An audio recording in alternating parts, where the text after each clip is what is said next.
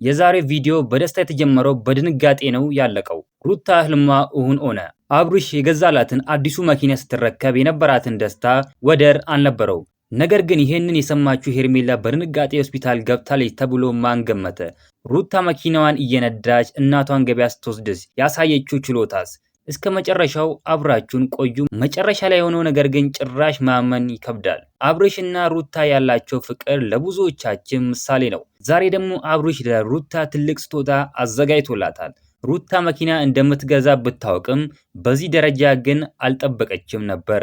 አይኗ ሲገለጥ የነበረውን ጩኸትና ደስታ ለቤቱ ድምቀት ነበር።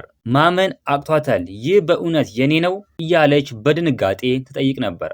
አብርሽ የገዛላት መኪና እጅግ ዘመናዊና ለሩታ የሚመጥን ነው። ወዲያውኑ ነበር ቁልፏን ተቀብላ ሞተሩን ያስነሳችው። ነገር ግን ደስታው ገና ሳይጠናቀቅ ያልተጠበቀ ዜና ተሰማ። ሄርሜላ ይሄንን ድንቅ ዜና ስትሰማ በድንጋጤ ራሷን ስታ ሆስፒታል ገባች። ለምን ደነገጠች? ወይስ ሌላ ምክንያት ነበራት? ሩታ ደስታዋ ተቋርጦ ወደ ሆስፒታል ስትሮጥ የነበረው ስሜት ልብ የሚነካ ነበር። ምንም እንኳን የሄርሜላ ሁኔታ ቢያሳስባትም ሄርሜላ አገግማ ወጣች።